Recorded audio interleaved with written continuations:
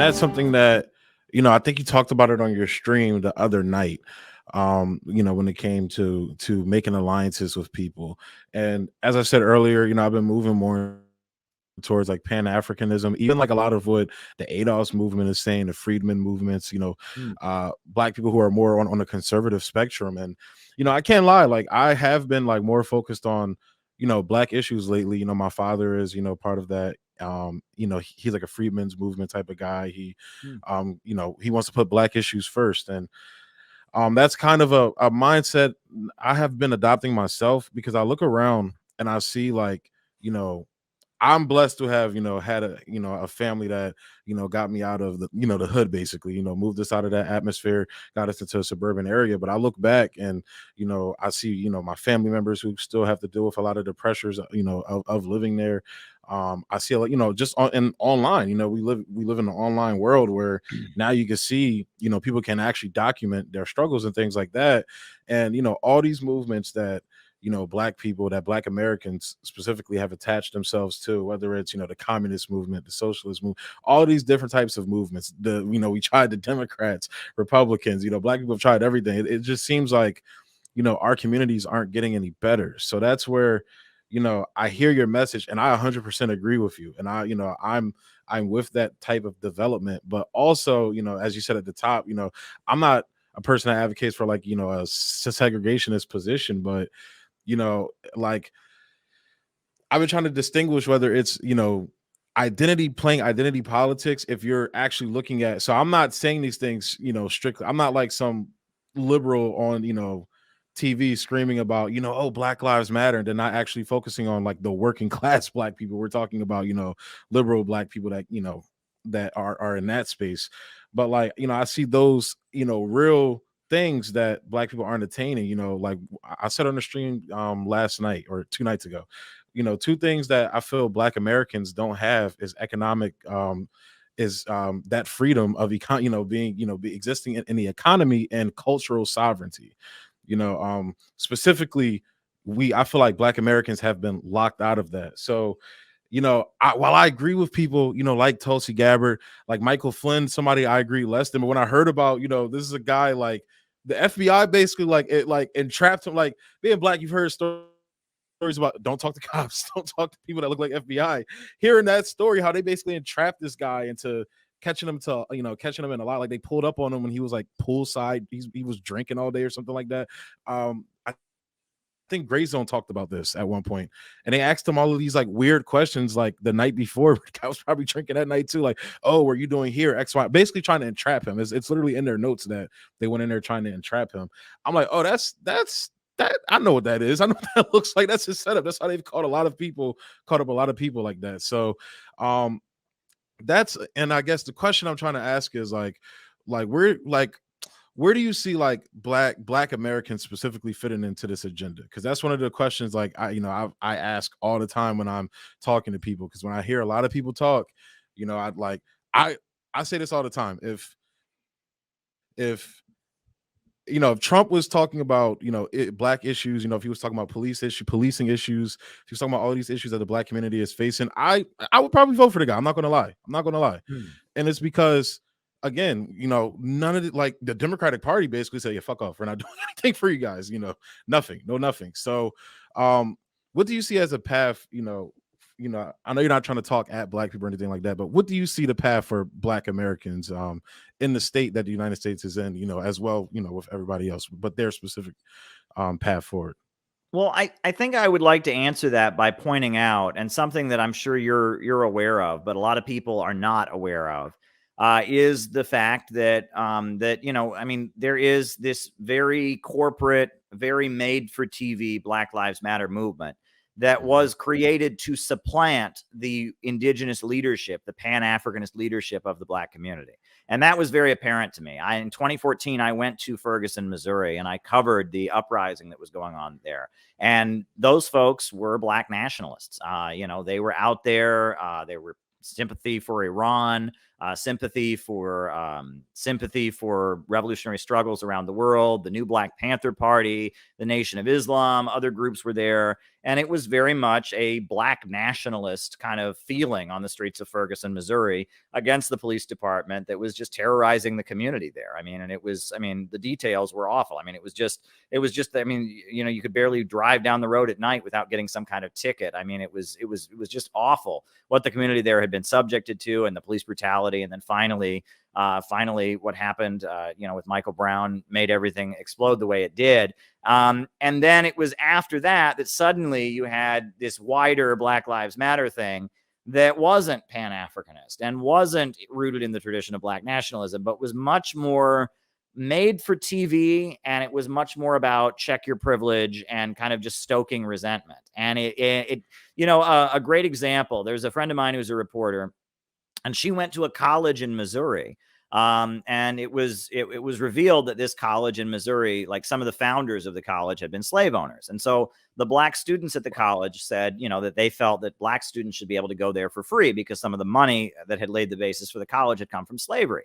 Well, there's certainly something to be said for that. But she asked them, she said, you know, in a lot of countries, in almost every other country in the Western world, college is free for everybody. Don't you think it should be free for everybody?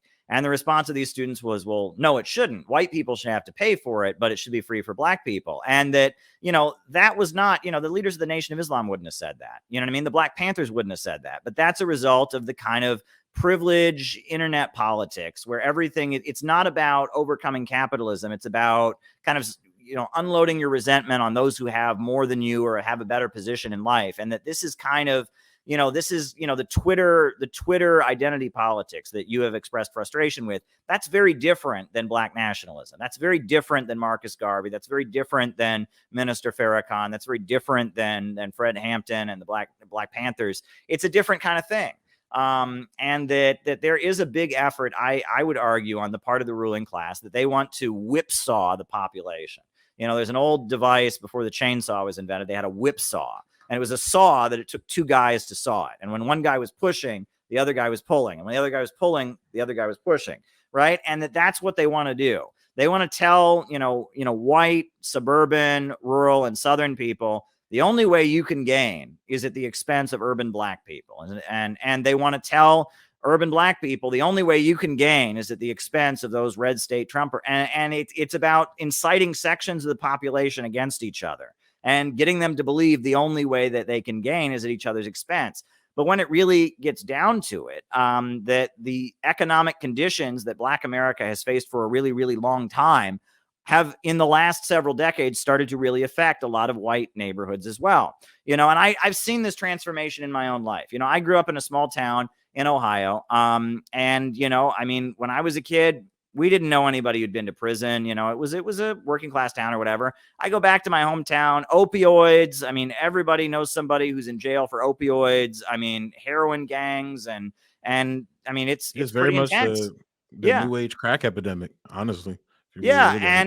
And, you know, and obviously, you know, the response of a lot of these Republican politicians is very hypocritical. You know, these were the people who were saying lock them up in the 80s when it was the crack epidemic in the Black community. And now that it's affecting the white community, they're calling for compassion, et cetera. So that's obviously a hypocrisy that should be pointed out. But at the end of the day, this also shows that now, and it's manifested now, opposition to the war on drugs is almost universal. No matter where you go in this country, white, Black, Arab, Asian, Latino, low-income neighborhoods, people don't want the war on drugs. People, and that there's now solidarity, right? Because every community has been affected. People who would have said, oh, that's just a bunch of Black people that are using drugs are now saying, well, no, actually, this affects my community. And now they're starting to realize that, oh, maybe we should have been more sympathetic when this was affecting another community. And this is, instead of seeing this as an opportunity to, you know, to call people out, this is an opportunity where now, as a country, marijuana is being legalized in many places, and we're recognizing that locking people up for using drugs is not a good policy. And that the police state issue, for example, the Black community has been talking about police brutality and dealing with horrendous acts of police brutality for decades. Well, now we're starting to see many examples of, as white communities get more impoverished and as they get more unstable, there is an increasing amount of police state repression in white communities. So rather than simply pointing out that the Black community has dealt with this for a lot longer, which they have, now is the opportunity for white and black to recognize, hey, the police state is a threat to all of us. And I've gotten a lot of flack because, I marched and protested against police murders, et cetera. But when the Trump supporting woman, when she was killed in the Capitol, I opposed that, and I don't agree with her. She doesn't agree with probably a single thing I've ever said. She hated communism and all of that, but she didn't deserve to die for trespassing. She was trespassing in the Capitol. Well, we don't have the death penalty for that. And on top of that, the police in the building, they were not the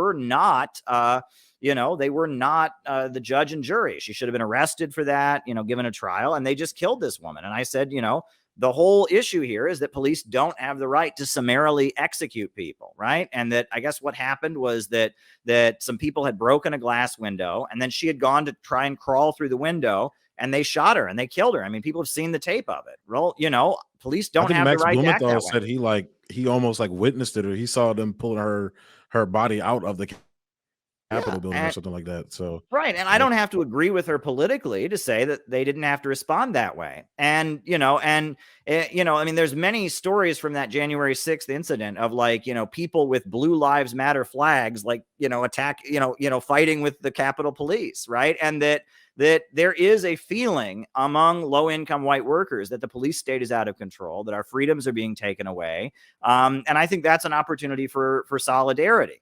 And that's an opportunity to build bridges. But the ruling class would like to turn it into an opportunity to divide and further incite people against each other. And that's not the correct approach. That's simply not the correct approach. But that's the approach that the ruling class would like to take. I have always pointed out, the Marxist tradition that I come from always pointed out that one of the biggest lies that the ruling class has told white Americans is that somehow slavery benefited them, right? And that, they made a whole lot of propaganda movies from Hollywood to try and convince white people that when slavery, back in the days of slavery, all white people were, wealthy. They were, Miss Scarlet, I do declare, and the reality was that the workers of the South that were white, they had the problem of competing with people who worked for free because they were enslaved. And their wages and living conditions were much worse. And the overturning of slavery is what opened the door of public education to low-income white workers in places like South Carolina and places like Georgia. And that the overturning of slavery was very good for white workers in the South. It was very bad for a small minority of rich white people who owned the land. But that narrative has been obscured. The ruling class has tried very, very hard to convince low-income white workers, especially in the South, that somehow the Confederacy was good for them. And that's why you see white workers, trying to defend the Confederate monuments, because they have been lied to and convinced that somehow the Confederacy was good for them, which it was not. It was awful. The Confederacy was an awful thing, especially for the people who were enslaved and were dying. And it was horrendous, but it was also a bad thing for the majority, the overwhelming majority of the white working class of the South. And that the gains of black people in America have been gains for the entire working class. When black people have won their rights, historically, it's been good for all workers. And that has been obscured. The identity politics narrative obscures that. It makes it sound like, white workers gain at the expense of black workers, and vice versa. And that is simply not the truth historically. Many examples of this. The struggle to build industrial unions in this country. The reason that the capitalists were able to prevent, the auto workers from having a union, the steel workers from having a union, the dock workers of San Francisco from having a union, was because the workers, the steel workers, the dock workers, they tended to be racist and they tended to be whites only. But when the Communist Party came along and said, well, no, we're going to get rid of this racism in our unions. And in fact, one of the demands of our strike will be that black people be able to work in the plants or be able to work on the docks. And when the black community, their demands were brought in to the struggles of labor unions, that's when the unions were victorious. That's when the San Francisco dock workers won their union in 1934. That's when the Flint auto workers had their victorious sit-down strike in 1937. It's when they aligned with the black people that suddenly we got the industrial unions. So there's been a huge effort to obscure that. And And just as the racist narrative would like to convince white workers that black people's gains are at their expense, that it's in their interest to beat back black people, the identity politics narrative wants to say basically the same thing and agree with this, but say somehow that, well, they should just feel guilty about it. And that just contradicts the history. It just contradicts the history, because by oppressing black people and super exploiting the oppressed, colonized black people of America, the whole working class of the United States has been oppressed. Marx wrote about this with Ireland.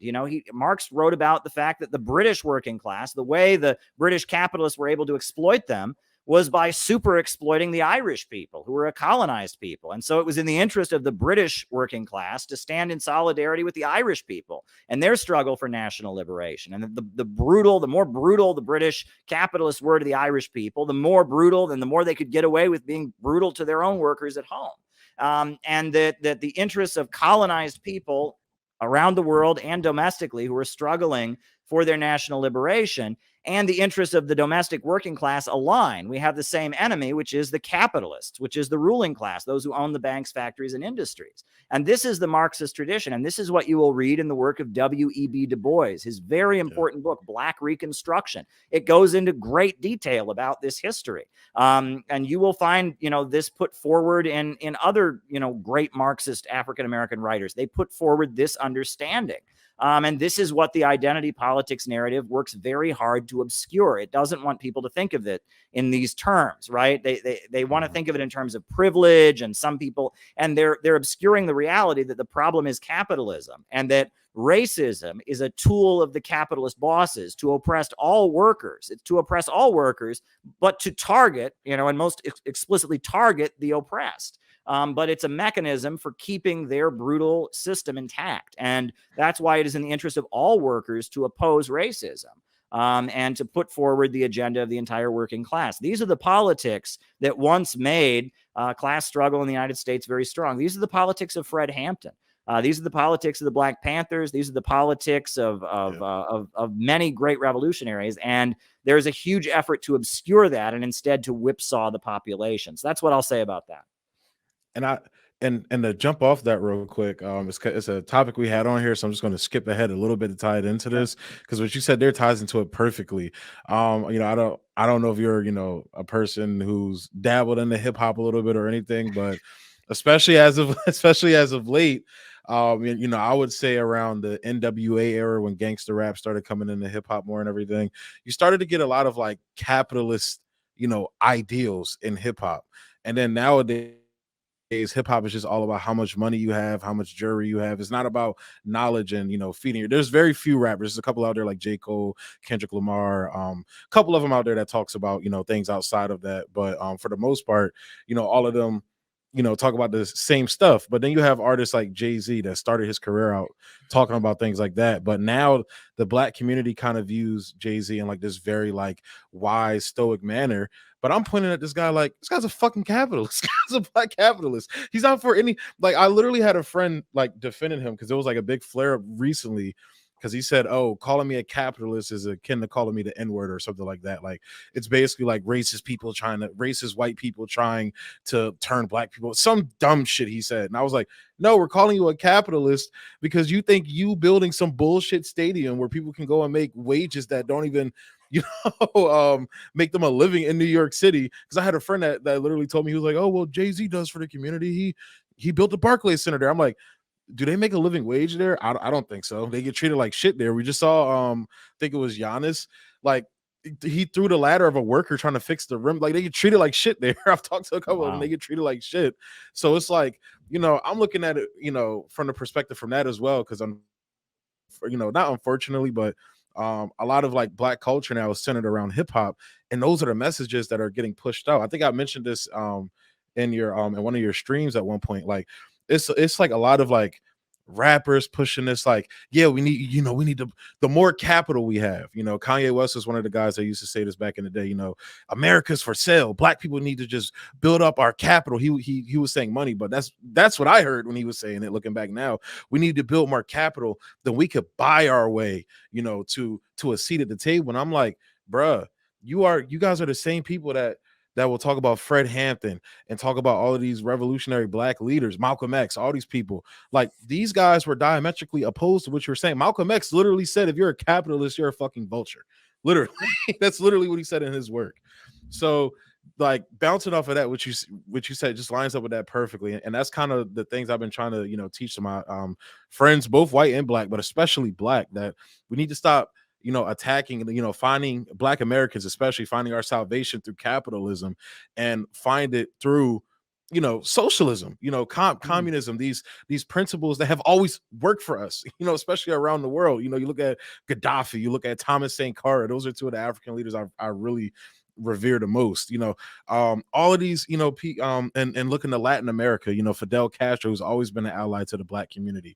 Even China, it's weird in the black community, like, we don't know our history with China. Like, most people just think China is this racist country that doesn't like black people because they were told by the media that one black actor was taken off of a movie thing or something like that. So now most of the black community just thinks, Chinese people are racist. They don't like black people. I'm like, have y'all not read what the Black Panthers had to say? These are guys that were carrying around Mao's Little Red Book at one point. Yeah. Like, these people, Malcolm X was a huge supporter of Mao.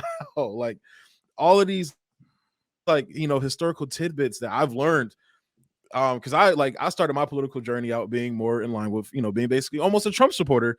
And one of the things I used to be in line with was that I was very anti-China because of the things that I was told. But as I watched a lot of your streams, I did a lot of reading, just reading up. Like, it's very easy to debunk the mainstream narrative about China. It's very easy. Looking back at it now, it's very easy. It's like, you guys are literally like, for example, they talk about the social credit score in China. Like, the Foreign Policy Journal, I think that's what they're called. They literally put out multiple articles basically debunking the social credit score, basically saying, oh, China has these systems to do this, but you see on the title card, oh, so China's social credit score. But meanwhile, you actually read the full article, they're literally like debunking everything their headline says. So but I try to preach these, well, not preach, but talk to black people in America about these things, because I'm like, capitalism has never been our salvation. We've had our Black Wall Street. We've had black, millionaires and billionaires in America. We've had all of these people that essentially bought their seat at the table. Booker T. Washington, who was a political rival of W.E.B. Du Bois, is a perfect example of that. You have a guy that, basically, in a sense, was in the political structures of the United States at the time. I was reading this recently, and I forgot what president it was that passed away. But after that, they just kicked him out of the White House. Bye.